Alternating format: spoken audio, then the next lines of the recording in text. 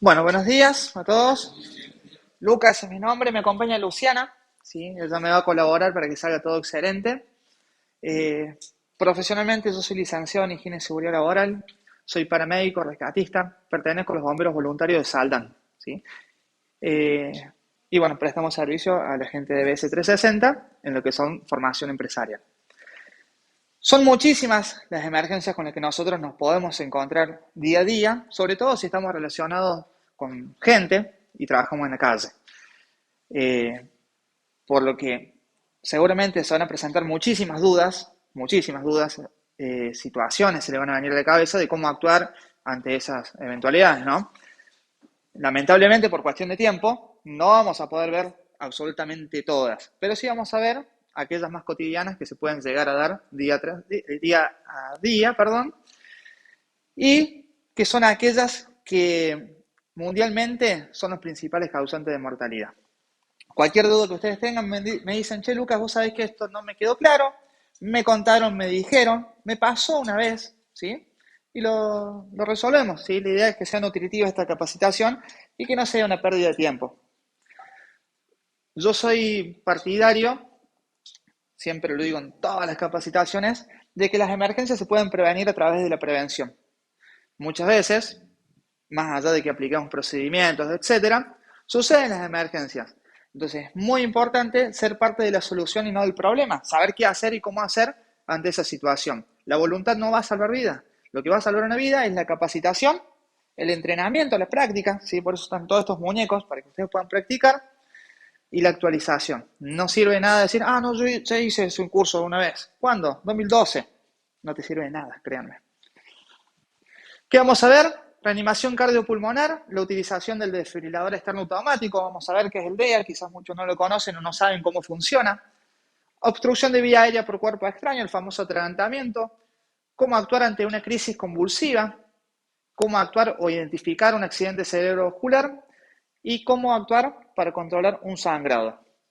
Esto más de lo que decía, las emergencias no tienen fecha, lugar, hora, mucho menos consideran edad, sexo, equipo de fútbol, simplemente sucede. Entonces, una gran pregunta para saber en dónde estamos parados es, ¿te sentís preparado, capacitado y entrenado para salvarle la vida a otra persona en la que su salud esté comprometida? Esa otra persona puede ser tu hijo, tu marido, tu mamá, tu papá, tu hermano. Tenemos una diferencia entre una emergencia y una urgencia. Una emergencia implica un riesgo vital inmediato. Si yo no hago algo ya, esa persona se me muere. Por ejemplo, un paro cardiorrespiratorio, donde literalmente el corazón ya no funciona, esa persona no tiene vida, pero si yo no hago algo de forma inmediata, pierde probabilidad de sobrevida. En un atragantamiento, si yo espero que llegue la ambulancia va a abordar ¿cuánto? 25, 30 minutos, y ya no hay nada por hacer por esa persona.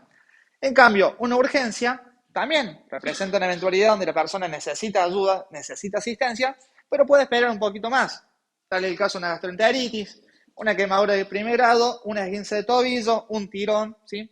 ¿Necesita atención? Sí, necesita atención, pero no se te va a morir, ¿sí? Esa es la principal diferencia entre una emergencia y una urgencia. Entrando con el tema, reanimación cardiopulmonar, hay una diferencia importante entre un infarto y un paro cardiorrespiratorio. Muchas veces escucharon así, se murió de un infarto. ¿Sí? Siempre dicen todo eso.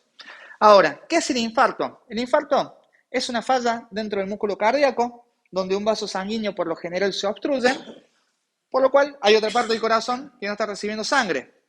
Esa persona no necesita RCP. Esa persona, yo podría estar teniendo un infarto y expresaría alguno o todos estos síntomas que voy a describir. Un dolor opresivo en el centro del tórax. Ese dolor se puede ir hacia la zona de la boca del estómago. Puedo presentar sensación de náuseas, mareos, vómitos incluso. Muchas veces se confunde con un malestar estomacal. Los servicios de emergencia te suelen confundir cuando vos describís mal qué es lo que te pasa. Ese dolor opresivo se puede ir hacia la zona de la garganta, maxilar inferior. Se puede ir hacia brazo izquierdo o brazo derecho. Sentir una sensación de adormecimiento, hormigueo en las manos, ¿sí? Y exactamente igual se puede presentar en la espalda. Entonces, ¿qué debemos de hacer? Identificar uno o algunos de esos síntomas y dar aviso al servicio de emergencia médica. Es todo lo que podemos hacer. Ahora, la diferencia con el paro cardiorrespiratorio es que en el paro el corazón se detuvo, ya no funciona mal. No funciona más, perdón. Entonces en el infarto, el corazón funciona mal, pero funciona. En cambio en el paro, ya no funciona. Entonces la persona se muere de un paro cardiorrespiratorio. No se muere de un infarto. El infarto lo desencadenó. La persona se murió de un paro cardiorrespiratorio porque no controlamos un sangrado. Esa persona se me desangró, ¿sí? Todo decae en un paro cardiorrespiratorio. Esa es la diferencia. Entonces no digan más, se murió de un infarto. No, se murió de un paro. Es el principal causante de fatalidad a nivel mundial, el paro cardiorrespiratorio. Ahora, yo todo lo que voy a hablar es en base a la Asociación Americana del Corazón. No hay nada inventado por Lucas Iriarte, por BC360, no hay nada inventado por nosotros. ¿Sí? Replicamos contenidos actualizados de la Asociación Americana del Corazón o el Colegio Americano de Cirujanos. Siempre digo, desconfíen de todo el que se pare enfrente a enseñar. Consulten cuáles son las fuentes. Cítame las fuentes sobre las cuales estás hablando, porque les pueden vender cualquier cosa, ¿sí? No es la idea. Ahora, la Asociación Americana del Corazón estableció el término LEGO, reanimador LEGO, para describir a toda aquella persona que no está familiarizada con la medicina, pero que aún así tiene las ganas de saber y qué hacer ante una situación de emergencia. Quiero saber qué hago si estoy en mi casa y le doy un paro a un familiar, estoy en el trabajo, le pasa a un compañero, ¿qué hago? Por lo cual, describió ciertos niveles de competencia acorde a la formación profesional de cada uno, ¿sí? No hace falta que ustedes sean enfermeros para poder ayudar, ¿sí? Por ejemplo. ¿Qué pasaba? Estados Unidos, cuando llegaban los servicios de emergencia al lugar, se daban con que nadie ayudaba a la víctima. ¿Qué sucedía? Anteriormente se enseñaba que vos, para hacer la maniobra de RCP, tenías que hacer 30 compresiones torácicas y 2 ventilaciones boca a boca, ¿verdad? Si no se los han enseñado así alguna vez, seguramente lo vieron en alguna película. ¿Qué sucedía? Cuando llegaban los servicios de emergencia, nadie los ayudaba. Aquellos testigos presenciales, de hecho, el 70% de las paradas cardiorrespiratorias suceden afuera del hospital, suceden en la calle. Se daban que nadie los ayudaba porque decían, yo a este loco no lo conozco, no le voy a poner la boca, ni loco. Y tiene que ver con una medida de bioseguridad y es válido eso que decía la gente, ¿sí? Es un mecanismo de transmisión de enfermedades. Entonces, ¿qué dijo la Asociación Americana del Corazón? Listo, tenemos el primer problema. Segundo problema, aquellos que sí se animaban a ventilar, ventilaban, llenaban los pulmones de aire, ese aire excedente bajaba por el esófago, hay una esfínter con el estómago, se abría. Los líquidos estomacales, en esta posición, subían y se iban a los pulmones. Se broncoaspiraba. Entonces, ¿qué dijo la AJA? Listo, hasta acá nomás, con los reanimadores LEGO. ¿Qué vamos a hacer? Vamos a eliminar las ventilaciones para reanimadores LEGO. ¿Las ventilaciones se hacen? Sí, pero tenés que saber, tenés que estar debidamente entrenado. Si yo les enseño a ventilar ahora, quizás les enseño bien, pero van a aprender mal. Y si aprenden mal, se van a equivocar si llegan a tener que aplicarlo en una situación real, ¿sí? Entonces, la Asociación Americana del Corazón estableció el programa RCP solo con las manos. ¿Qué es lo que se busca? Comprimir de forma manual únicamente, ¿sí?, el corazón para generar un gasto cardíaco. Sería un circuito que vamos a formar a través de compresiones manuales para que llegue sangre al cerebro, ¿sí? RCP solo con las manos. Listo, solucionado, dijeron lo de la Asociación Americana del Corazón. Cuando llegaban los servicios de emergencia médica se daban que la gente se demoraba en actuar. ¿Por qué? Porque antes te enseñaban a qué. Toma el pulso. Si no sentís el pulso, hace la maniobra. Ahora, para tomar pulso necesitas de conocimiento de puntos anatómicos. ¿En dónde están las arterias carótidas? ¿Sí? ¿Con qué dedo lo tomo? ¿Con este? ¿Era del otro lado? ¿Era más arriba? ¿Sí? Entonces la gente se demoraba y cada segundo vale oro. Entonces dijo, hasta acá nomás, los reanimadores LEGO no van a tomar pulso. ¿Cómo van a darse cuenta si la víctima necesita o no compresiones? Primero le va a llamar de ambos brazos, ¿sí? No le va a pegar en la cara porque va a generar un daño y me va a generar un daño en los muñecos si llegamos a practicar ahora. Vamos a llamar, en este caso, lo tengo a Ricardo. Nadie se llama Ricardo, la verdad. Bueno. Ricardo, ¿me escuchas? Ricardo, no me escucha, no reacciona, no responde. ¿Qué puede suceder en una víctima que no me escucha, no responde, no reacciona, está inconsciente? La lengua, en esta posición, que es anatómicamente imposible que se traga, la lengua no se traga nunca, nunca se va a tragar la lengua, ni siquiera en crisis convulsiva, nunca. Sí puede suceder que se relaja por su propio peso y obstruye la vía aérea. ¿Qué quiere decir? Que la entrada y salida de aire se ve dificultada. Entonces, 2 dedos en la frente dos dedos en la pera se conoce como maniobra frente de mentón. Yo hago una extensión hacia atrás, ¿sí? Y la lengua va a hacer una presión contra un hueso que tenemos en la base de la garganta. Se va a posicionar permitiendo la entrada y salida de aire en el caso de que los pulmones estén funcionando. Haciendo esta maniobra, voy a observar no más de 10 segundos si tiene movimiento torácico y abdominal. ¿Qué me indica eso? Si respira o no respira. ¿Sí? Es lo que yo quiero saber. Si no respira, yo doy por hecho que la víctima está en paro cardiorrespiratorio. ¿Qué es lo que voy a hacer? Voy a pedir ayuda. ¿Sí? Pero no es que digo, alguien que llame a la ambulancia. Porque o llaman todos o no llama nadie. ¿Sí? Porque tengo que entrar a laburar, tengo que buscar el auto al taller, los chicos me salen de fútbol. Siempre tenemos una excusa porque somos argentinos. La verdad es esa. Entonces, ¿qué hacemos? Vos, por favor, la chica de la punta, llama al servicio de emergencia médica y solicita el DEA. Ya vamos a ver qué es el DEA. ¿Sí? Y ahí aplico la maniobra de RCP. Entonces, ya sabemos que no vamos a ventilar y sabemos el por qué. ¿Podemos ayudar solamente con compresiones cardíacas? Sí, podemos ayudar con compresiones cardíacas, es de gran ayuda. Y no vamos a tomar pulso. Sabemos cómo identificar, ¿sí? Pedir ayuda y empezamos la maniobra de RCP. ¿Alguna duda hasta ahí? ¿Está siendo claro, no? Perfecto. Consideraciones importantes. Son 4, 3, una más. Ahí está. Por cada minuto que pasa una víctima sin recibir compresiones en parada cardiorrespiratoria, pierde un 10% de probabilidad de sobrevida. Es decir, que si esperamos que llegue la ambulancia, ya no hay nada que hacer. Hay personas que se han salvado después de una hora de estar siendo reanimadas. ¿Por qué? Porque se mantuvo ese circuito que yo había generado. Obviamente, se necesita de colaboración de más personas. Van a ver que es una maniobra muy desgastante y cansa bastante.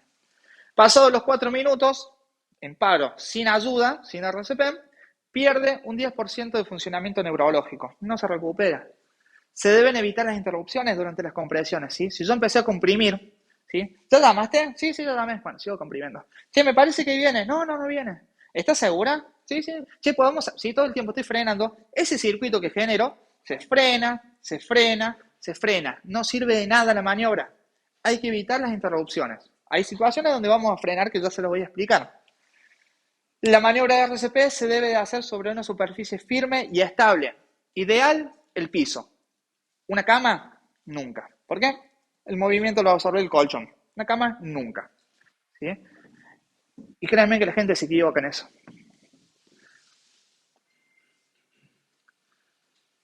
Este lo vamos a pasar. Ahora, entonces ya sabemos, lo primero que vamos a hacer es identificar y pedir ayuda. ¿Saben a qué teléfono pedir ayuda? ¿A cuál? ¿A 107? 107 911. Cualquiera de los dos. Excelente. Inicia un RCP de alta calidad, que vamos a ver qué es, hasta la llegada del desfibrilador externo automático o la llegada de la ambulancia. ¿Sí? En esos primeros 4 eslabones es una cadena. Los primeros 4 eslabones seguramente ustedes van a estar presentes si tienen la desgracia de presenciar esa situación. Vamos a pasar.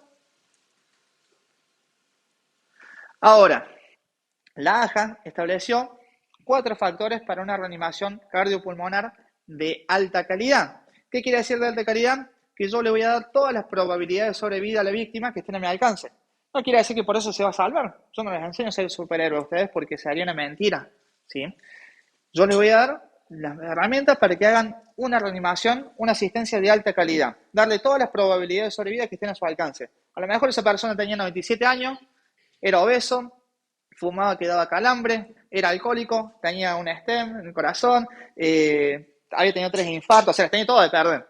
Pero lo que a ustedes respecta, hicieron todo para que salga excelente y que se pueda salvar. ¿Sí?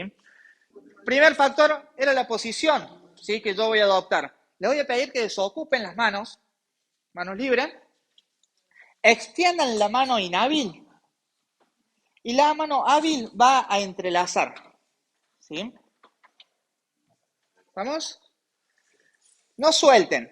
Esta parte yo le voy a llamar la base de la mano inhábil. Se fijan que yo no toco la palma, toco la base de la mano inhábil. ¿Sí? Ahora bajen la mano. Listo. La base de la mano inhábil yo la voy a colocar en el centro del esternón, en el medio del pecho. ¿Cómo puedo llegar a hacer para saber? ¿Sí? Mejor. ¿Se tocan ustedes mismos las clavículas? Ustedes me tocan. Se unen las clavículas justo acá en la base de la garganta, en la cavidad hueca, que si bajan un poquito y se aprietan, van a apretarse un hueso y les duele mucho, apenas se aprieten. Ahí empieza el esternón, un hueso plano y duro donde se unen las costillas. Si continúan bajando, bajando, bajando, van a encontrar la boca del estómago. Ahí terminó el esternón. Van a colocar la base de la mano inhábil a la mitad del esternón, ¿sí? Lógicamente los dedos van a quedar hacia un costado, la palma también. No me interesa porque mi fuerza va a ser dirigida hacia la base de la mano inhábil, ¿sí? Si se equivocan, se van para alguno de los dos costados, van a romper una costilla seguro, ¿sí? Rodillas en B, ¿sí? Que quiere decir que no tienen que estar juntitas, tienen que estar separadas. Próximo a la víctima, ¿sí? Coloco la base de la mano inhábil al medio del esternón. Identifique, coloco. Entrelazo los brazos extendidos, no flexionados, extendidos, y los hombros por encima de la víctima, no afuera, por encima de la víctima. ¿Por qué? Porque mi movimiento va a ser con mi torso, ¿sí? Yo lo podría hacer flexionando, sí, pero le doy 35 o 40 fracciones y se van a quedar fusilados. Entiendan que es muy desgastante esta maniobra, entonces la idea es optimizar la energía con la posición y entender que las rodillas duelen mucho. Ponerse una toalla, una campera, lo que sea, para que no les empiece a doler la rodilla, ¿sí? Primer factor es la posición. El segundo factor va a ser la frecuencia, la velocidad con la que yo tengo que comprimir. Yo voy a comprimir a una velocidad de 100 a 120 compresiones por minuto. Aproximadamente casi 2 compresiones por segundo. ¿Por cuánto tiempo? Por 2 minutos, ¿sí? Ese va a ser mi ciclo, ¿sí? Mi ciclo va a durar 2 minutos, es decir que en 2 minutos debería hacer el doble. Si en un minuto era 100 a 120, en 2 minutos yo debería hacer entre 200 a 240 compresiones más o menos. Yo puedo controlar mi ciclo.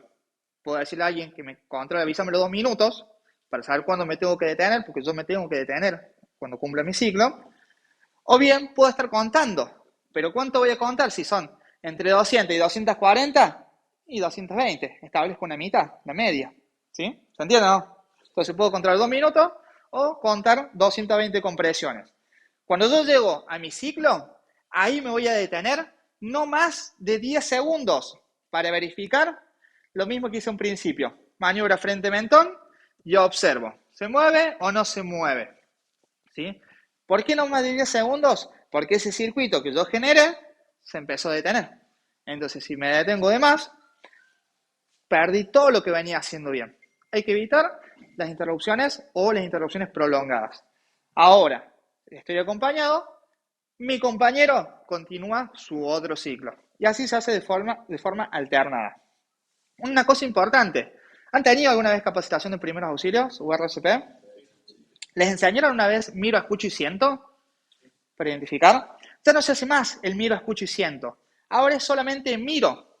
¿Qué pasa? La mayoría de las víctimas en paro cardiorrespiratorio, en sus primeros minutos, liberan aire, liberan gases, ¿sí? ¿Alguien presenció lamentablemente una situación de paro?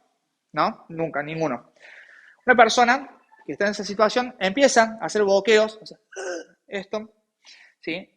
Que se llama también respiraciones agónicas. Puede llegar a confundir a la persona que está por asistir. Para, está respirando. No está respirando, fíjate, ¿se mueve o no se mueve? No, no se mueve. Comprimí, ¿sí? Entonces solamente miro, lo escucho y siento, ya se descartó. ¿Por qué? Porque el reanimador, el ego, confundía. Entonces vos, al confundirte creyendo que está respirando, no hacías nada. Listo, sabemos posición, sabemos frecuencia, profundidad. Es 1/3 del torso de la víctima. Al torso yo lo divido en 3 partes. Una primera parte va a ser lo que yo voy a comprimir, ¿sí? 1/3 del torso de la víctima, siempre. 1/3 no es lo mismo que el 1/3 tuyo o el de, ¿sí? Es 1/3 del torso de la víctima, que quede claro eso. ¿Cuál es la forma indicada de saberlo? Practicando. No te queda otra que practicando. Y no se queden con lo que practican acá. Sean retransmisores de esta información, familiares, hijos, ¿sí? Con amigos, ¿sí? ¿Se puede practicar? Sí, se puede practicar. No hace falta que tengas un muñeco. Puedo utilizar una almohada, un almohadón, un peluche, una botella, ¿sí? Y de esa forma poder calcular cuál es 1/3 del torso de la víctima. Yo se los recomiendo de corazón que lo hagan. ¿Por qué? Porque por ahí dicen, no tengo tiempo. Pero cuando llega el momento, créanme que ahí empiezan a surgir todas las preguntas. Uy, ¿cómo era y cómo me doy cuenta? Es practicando, no les queda otra. Y voy a mantener una reexpansión torácica, dejar que el tórax vuelva a su posición normal para que el corazón se vuelva a cargar de sangre y con la próxima compresión la expulse. Si yo estoy todo el tiempo comprimiendo ahí, el corazón hace esto. No se cargó nunca de sangre, no sirve de nada la maniobra. Son fundamentales estos 4 factores, se tienen que cumplir sí o sí para que sea de alta calidad. Volviendo al tema de la profundidad, 1/3 del torso de la víctima. Si yo comprimo de más, estoy comprimiendo piel, músculo, hueso y órganos. Me excedí en fuerza, puedo generar una complicación. Ahora, comprimo de menos, corazón hace esto. No estoy bombeando como debería de bombear, ¿sí? ¿Alguna duda hasta ahí? ¿No? Perfecto. ¿Les parece que practiquemos? Vamos a hacer la práctica de 1 minuto para que sea más fluido, dinámico y que podamos avanzar con los otros temas, ¿sí? Porque hay temas que también están muy buenos. Este no deja de ser muy importante tampoco. Vamos a hacer lo siguiente, ¿sí? Yo voy a dividir de a 4, grupos de a 4, ¿sí? Donde va a ser el 1, el 2, el 3 y el 4, ¿sí? Entonces, ¿qué vamos a hacer? Nos vamos a posicionar, ¿sí? Suponiendo que yo soy el grupo número 2, ¿sí? En el grupo número 2 somos 10 personas, 5 de un lado y 5 se van a poner del otro lado, ¿sí? El lado que yo indique se va a arrodillar, ¿sí? Y va a hacer la maniobra. Cuando yo indique que comience y cuando yo indique va a terminar. Una vez que terminó, se levanta, se va hacia atrás y alternadamente el que está enfrente se posiciona, ¿sí? Yo indico cuando comience, cuando termina, ¿sí? No hay duda de eso. En la realidad, si yo estoy acompañado, uno va a comprimir y el otro va a estar haciendo la maniobra frente mentón, ¿sí? Porque son 2 cosas distintas. Uno es para generar esa circulación y el otro es por si empiezan a funcionar los pulmones. ¿Cuál es más importante? La compresión. Es decir, que si estoy solo, priorizo las compresiones, ¿sí? Ahora en la práctica yo no quiero que tengamos uno ahí haciendo esto. ¿Qué vamos a hacer? Los que no estén comprimiendo, les voy a pedir que aplaudan al ritmo de la música. Si yo voy a poner la música, y esa va a ser la frecuencia, ¿sí? Esa es la velocidad, ¿sí? Entonces, con cada aplauso es una compresión. O escuchando la música, al ritmo de la música, es una compresión, ¿sí?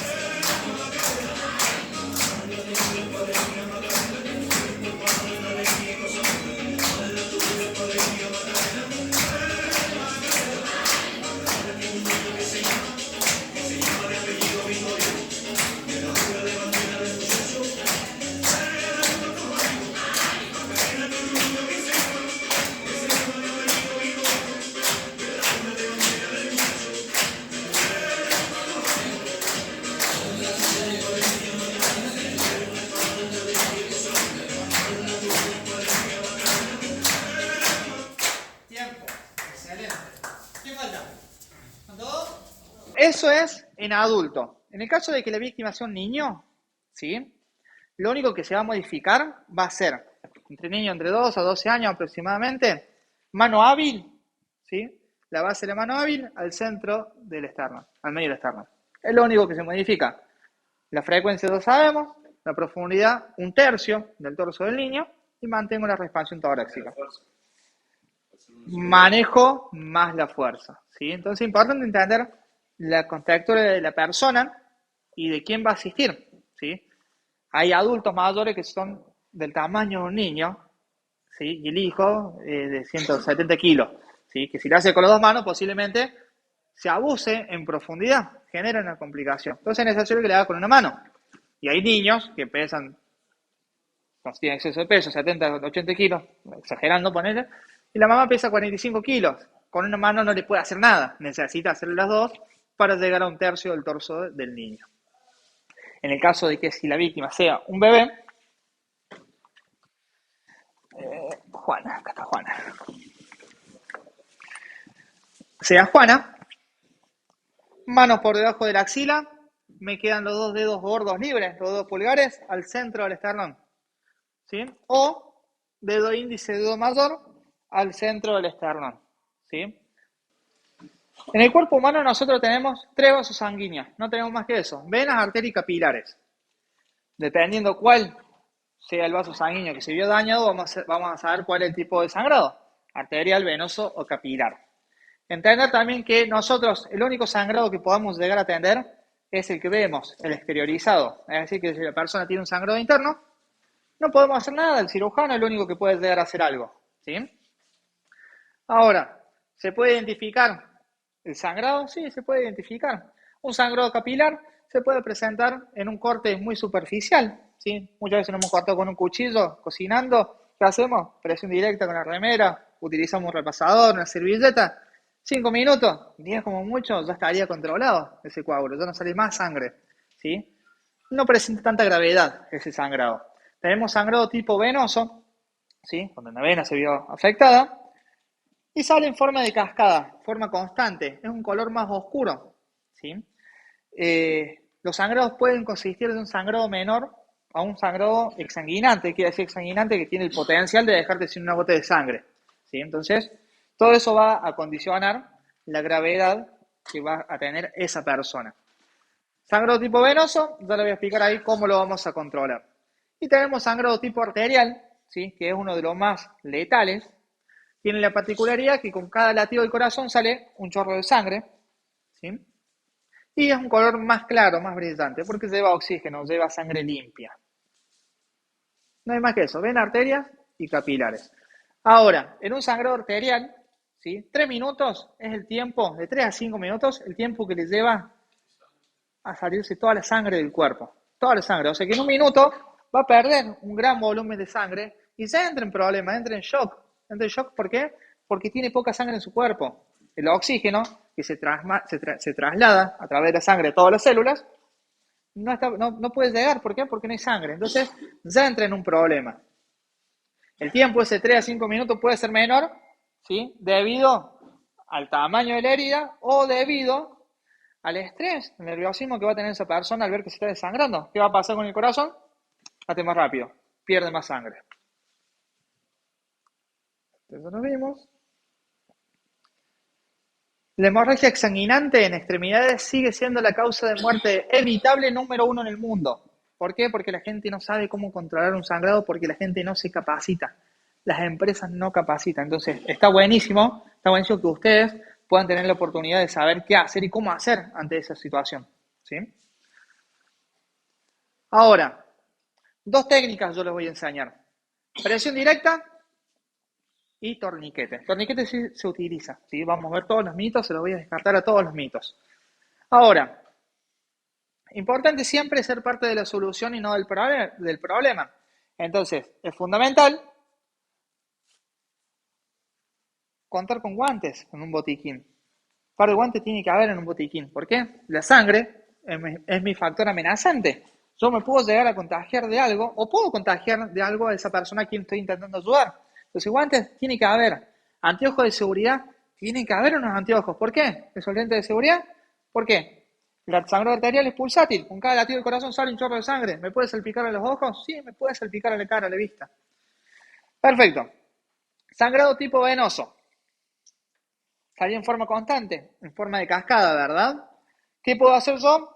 Presión directa. 5 o 10 minutos debería de formar el coágulo. De repente yo veo que no, se me está empapando la primera gasa que coloqué. Eso es importante. Yo voy a utilizar gasas o apósitos, no voy a utilizar algodón. El algodón sirve para desinfectar superficies, nada más. Tiene fibras que se desprenden y se adhieren a la herida. No se controla un sangrado con algodón. Se me está empapando, coloco otro. Presión directa. Se sigue empapando, coloco otro. Presión directa, de repente tengo una montaña, puedo sacar todos menos la primera porque voy a desprender el coágulo que estuve formando. Coloco otro y hago presión directa, ¿sí? Una vez que yo lo controlé, puedo hacer un vendaje. Si lo vamos a practicar, vamos a hacer un vendaje entre todos, si les parece. Listo, suponiendo que es un sangrado, sale en forma de cascada, color oscuro, yo entiendo que es un sangrado venoso. Presión directa, ¿sí? ¿Se controla? No, no se controla. Coloco otro. ¿Se controló? Sí, aparentemente se controló. Voy a hacer un vendaje. Sí, lo vamos a practicar entre todos después que yo le explique esto. ¿Sí? Yo puedo pedirle a la víctima, ¿sí? A mi compañero que me colabore. ¿Puede apretarte ahí? ¿Sí? Perfecto. Yo voy a utilizar la venda. El rollo de venda siempre lo voy a desplegar en forma de caracol. ¿Qué quiere decir? Que el rollito tiene que quedar mirando para arriba, no para abajo. ¿Sí? Y cuando yo vaya a desenvolver, hacia mí, no hacia el otro lado. ¿Por qué? Porque se me va a caer. Si lo hago así, se me cae. Y si lo hago hacia allá, se me va a caer también. Siempre hacia mí en forma de caracol. ¿Qué voy a hacer? Coloco, ¿sí? Lo voy a asegurar primero. O sea, voy a asegurar las gasas que coloqué para que no se muevan. Perdón. Haciendo presión directa. Bueno, que no se muevan así era la intención, que no se mueva. ¿Sí? Perfecto, ya lo aseguré, ya no se va a mover. Ahora, ¿qué voy a hacer? Voy a girar, ¿sí? El rollito está mirando para arriba, ¿verdad? Se ve todo. Es un truco de magia, ¿no? Voy a girar, voy a formar como una cruz. ¿Se alcanza a ver? Como una cruz. Esa cruz tiene que quedar encima de la herida. El rollito me queda para abajo ahora. Lo vuelvo a girar y lo vuelvo a hacer otra vez. A la cruz esa, girando. Ahora el rollito me quedó para arriba, ¿sí?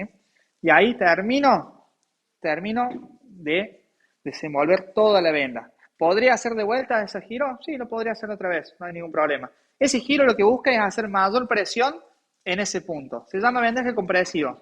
Ese tipo de vendaje, créanme que ayuda muchísimo a controlar un sangrado tipo venoso. No te vayas, no te vayas. Perfecto. ¿Quedó claro ese, no? Después lo vamos a practicar. Listo. Ahora, suponiendo que de repente, acá, abajo del dedo gordo, abajo de la muñeca, tenemos una arteria radial. ¿Sí? De hecho, los chicos recolectores de residuos, los principales cortes son en la mano, porque la gente no colabora mucho, sigue tirando las botellas, vidrios, todo. Entonces, suponiendo que hay una herida tipo radial, ¿sí? Habíamos entendido que la arteria radial, ¿sí? El sangrado podría considerarse un sangrado exsanguinante, puede perder mucho volumen de sangre. Nosotros tenemos que empezar a utilizar el criterio y entender, entender que por ahí, entender que por ahí hay algunos sangrados que los vamos a poder controlar con presión directa y otros no, que vamos a tener que utilizar un torniquete. ¿Sí? El torniquete ya no es más mi última opción, muchas veces por mi criterio pasa a ser mi primera y única opción. ¿Sí? Una amputación, yo no lo podría controlar con presión directa. Necesito ponerle un torniquete. No hay forma, créanme que no hay forma de controlar una amputación con presión directa. Entonces ya no es más mi última opción y el torniquete sí se utiliza. 2001-2002, los combatientes de Afganistán, ¿sí? Mediante un estudio del Colegio Americano de Cirujanos, se dio que aquellos combatientes que habían sufrido lesiones importantes en sus extremidades y piernas, donde hubo presencia de sangrado, y los mismos habían sido controlados mediante la aplicación de torniquetes homologados, no solo que habían salvado su vida, sino que también habían salvado su extremidad. Se continúa evaluando, ensayando y demás, y se dio como resultado el día de hoy que el torniquete sí se utiliza, es seguro y salva vidas. Pero ¿cuál es el homologado? Ahora va a decir Lucas, yo no tengo un homologado de esto, ¿qué hago? Y vas a tener que improvisar. Pero entender que lo improvisado muchas veces puede salir bien o puede salir mal. ¿Por qué? Porque es improvisado. Entonces, si siempre va a ser tu intención utilizar algo improvisado, inmediatamente tenés que tener los elementos para poder improvisar. ¿Por qué? En un minuto esa persona ya perdió mucha sangre, ¿sí? Ya no puede perder sangre, la sangre se repone con sangre y la sangre está en el hospital. Entonces, hasta que llegue, esa persona ya tiene bastante problemas. ¿Qué consideración importante con el tema del torniquete? Se coloca alto y apretado. Yo voy a usar esto con él ahora y después le voy a enseñar cómo podríamos llegar a improvisar uno. Alto y apretado,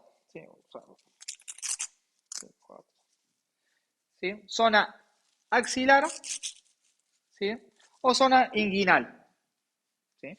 O si estoy mirando la herida, que en este caso dijimos que había sido la arteria radial, lo puedo colocar de 5 a 7 centímetros por encima de la herida, ¿sí? No sobre la herida, por encima de la herida. Importante, no debe coincidir con los pliegues de los codos o rodillas, ¿sí? Tampoco tiene que coincidir con cuádriceps o isquio, la zona del muslo, porque los vasos sanguíneos van por el interior. Entonces, al apretar, que mi intención es que deje pasar sangre, no voy a dejar que pase, o sea, va a seguir pasando sangre, no va a ser efectivo.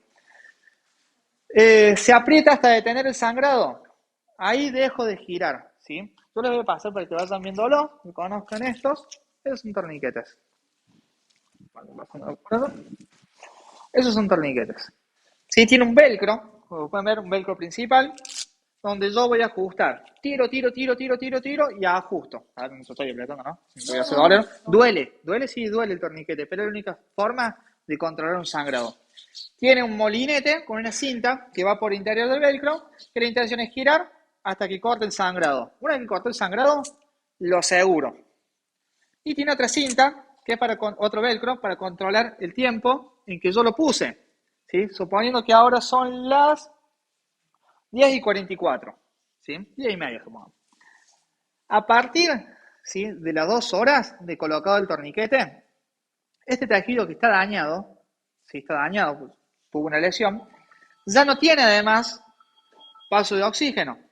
No tiene más oxígeno, ¿por qué? El oxígeno iba con la sangre, ¿se acuerdan que les dije? No pasa más sangre, no tiene más oxígeno. Entonces, la célula, para seguir funcionando, tiene que funcionar sin oxígeno. Y como mecanismo de eso, producto de eso, va a liberar toxinas, sustancias. ¿Qué sucede? Si yo lo aflojo, después de las 2 horas, todas esas toxinas vuelven a viajar al cuerpo, se van derecho a los riñones y hacen insuficiencia renal.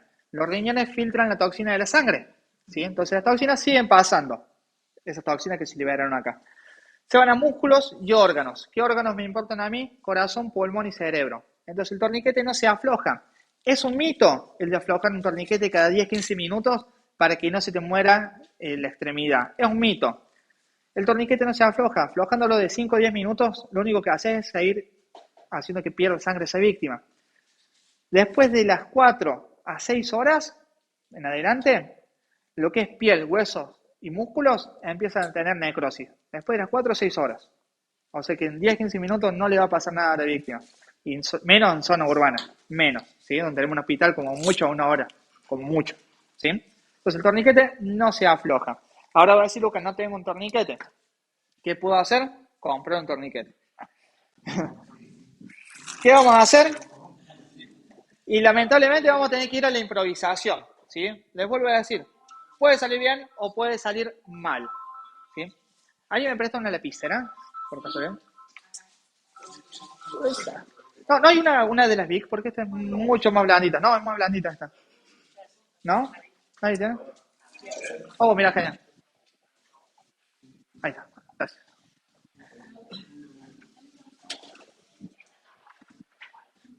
Sí, pregúntale a Fabi. ¿El certificado ponemos 2 horas? Tres. ¿El certificado 2 o 3 horas? Le ponemos. 2. Listo, ¿qué vamos a hacer? Mientras alguien intenta hacer presión directa, ¿sí? Que no está siendo efectivo. Ah, acá tenía uno igual, perdón. Que no está siendo efectivo, ¿sí? Yo puedo colocar 5 o 7 centímetros por encima del torniquete improvisado. Voy a poner gasas o apósitos. ¿Por qué? Yo tengo que improvisar lo más parecido a eso que tienen ustedes dando vuelta. Adelante. Que tienen ustedes dando vuelta a un torniquete. Si es algo más chico, voy a generar un daño. Si es algo más grande, es mucha presión, es mucha superficie y es poca la presión que va a tener focalizada. Entonces, ¿qué hago? Lo mismo que hice al principio. Voy a dar 3 vueltas para asegurar esto. Puedo colocar algo que sea resistente. Una lapicera no es resistente, pero yo sé que acá nadie tiene, bueno, una bombilla no lo iba a utilizar, pero pueden utilizar una bombilla, pueden utilizar un destornillador, ¿sí?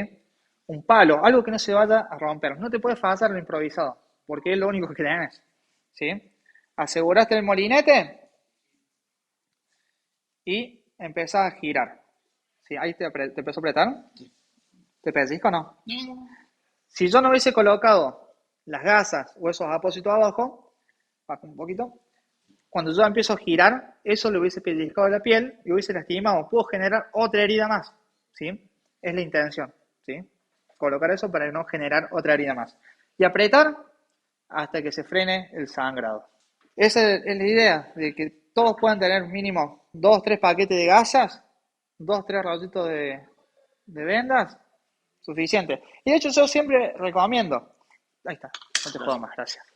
Yo siempre recomiendo, como al principio le dije, la emergencia no eligen lugar, día, te pasan, te puede pasar a vos, le puede pasar a alguien, incluso cuando salían.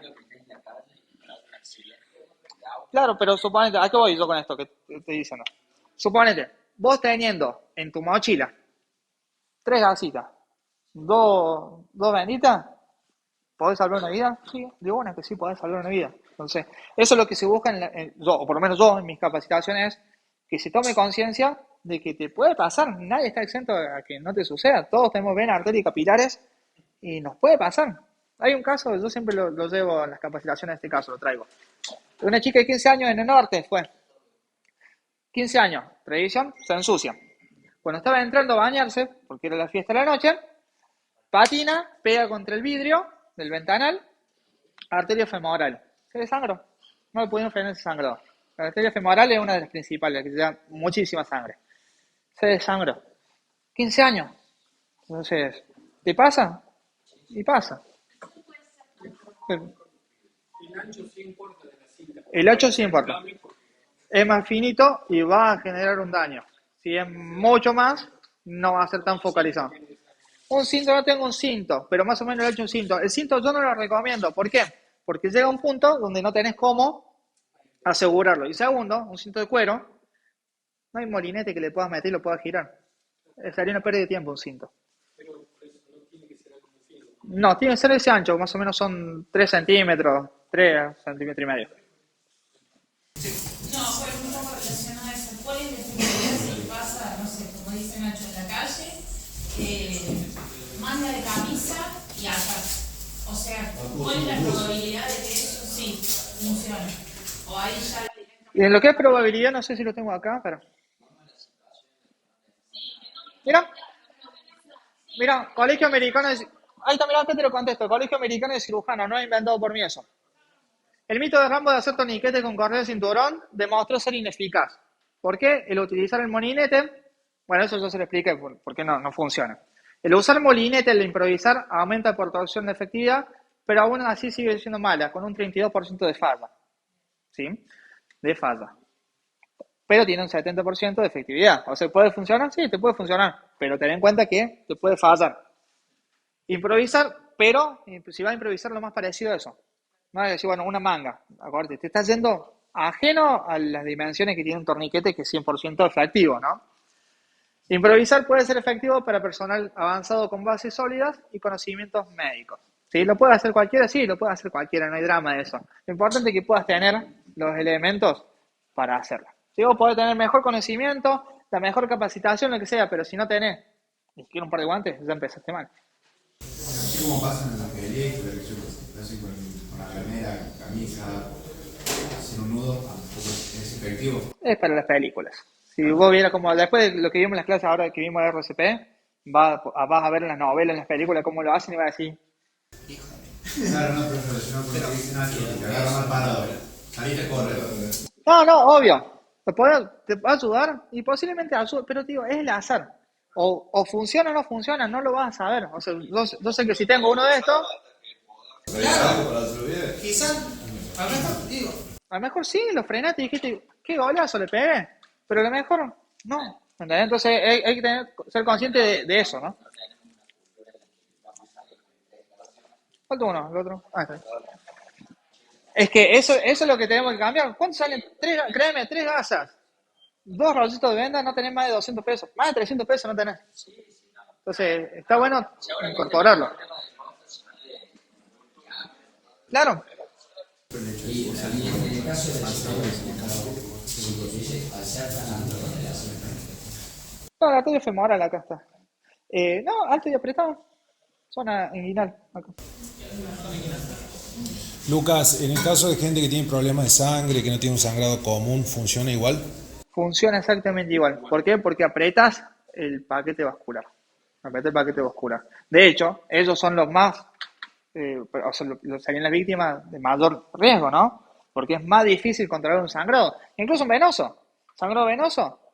Es muy difícil controlar a una persona, ¿sí? Que tiene, o que toma anticoagulantes, ni hablar. Ni hablar. ¿Alguna duda hasta ahí con eso? Perfecto. Objetos empalados. Todo cuerpo extraño que ingresa al cuerpo no se saca, se inmoviliza para evitar que se siga moviendo y que posiblemente, así me acuerdo que devuelvo esta lapicera por el tuyo, ¿no? Posiblemente ese cuerpo extraño está tapando un vaso sanguíneo, ¿sí? Si yo lo saco, empiezo a liberar sangre. O lo puedo llegar a dañar si se está moviendo ese cuerpo extraño. Entonces se inmoviliza, cinta, con lo que vos quieras. Evita que se siga moviendo y lo sacan en el hospital. Epistaxis, sangrado nasal, ¿sí? ¿Por qué puede llegar a generarse? Sacarse un moco los niños, se hurgan la nariz. Un golpe, traumatismo en la cara, puede generar un sangrado. ¿Qué vamos a hacer? Presión directa en la parte blanda de la nariz, ¿sí? No en el tabique. En la parte blanda de la nariz, presión directa, la cabeza hacia abajo, 5 o 10 minutos. De hecho, por lo general son sangrados capilares eso. 5 o 10 minutos, la cabeza hacia abajo, se debería de controlar el sangrado. No voy a levantar la cabeza hacia atrás, ¿sí? No voy a levantar la cabeza hacia atrás, ¿por qué? Voy a tragar sangre, voy a generar una irritación estomacal, ¿sí? No voy a poner un algodón, porque el algodón no sirve para controlar el sangrado, se va a generar fibra. Y segundo, ¿qué estoy haciendo? Estoy generando un tapón, la sangre va a seguir saliendo y va a irse hacia atrás. ¿Podría utilizar un pedacito de apósito de gasa? Sí, podría utilizarlo, pero haciendo presión directa, ¿sí?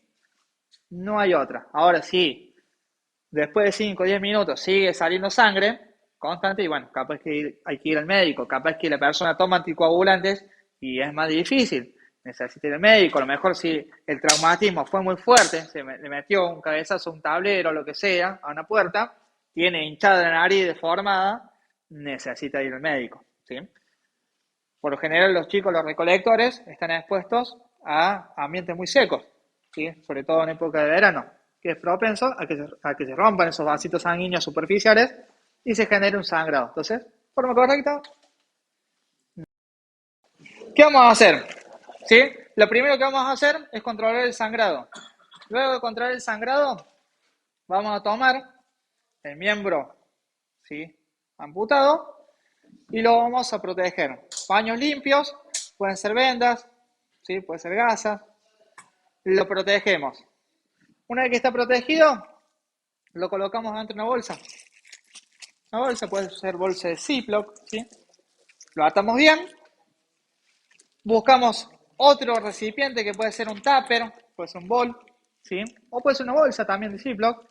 Le ponemos gel de frío o le ponemos hielo envuelto en un repasador, en un trapo, que no quede descubierto el hielo, porque el hielo con contacto con la piel quema. Si el hielo tiene contacto directo con el miembro, lo va a quemar, ¿sí? Va a ser difícil poder hacer el injerto. Entonces coloqué temperatura fría, lo coloco y lo llevo al médico. Es la forma correcta para poder trasladar un miembro amputado. ¿Les parece que hagamos rápido la de control de sangrado? ¿Sí? El vendaje compresivo. Vamos a hacerlo en pareja. Perfecto. Hago presión directa sobre la herida. Le digo a la víctima si puede colaborar haciéndose presión directa. Ahora, sujeto el rollito en forma de caracol. ¿Sí? En forma de caracol. Voy a asegurar primero la gasa, ¿sí? Le puedo dar 2 o 3 vueltas, continúo haciendo presión directa. Tengo otro. Ahí está. Doy 3 vueltas, avísame cuando ya den las 3 vueltas. ¿Ya está? Perfecto. ¿Qué voy a hacer? Voy a dar una vueltita y esa cruz que se forma tiene que quedar encima de la herida. Ahí. La cruz que se forma tiene que quedar encima de la herida. Perfecto.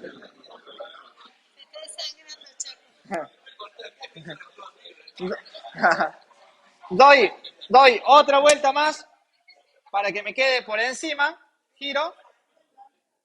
Ya me quedó bien. Y ahora continúo, claro, de un lado y el otro. Continúo con el vendaje y acabo absolutamente todo el vendaje. ¿Podría hacer de vuelta eso? Sí, lo puedo hacer varias veces, ¿sí? Para que sea mejor el vendaje compresivo.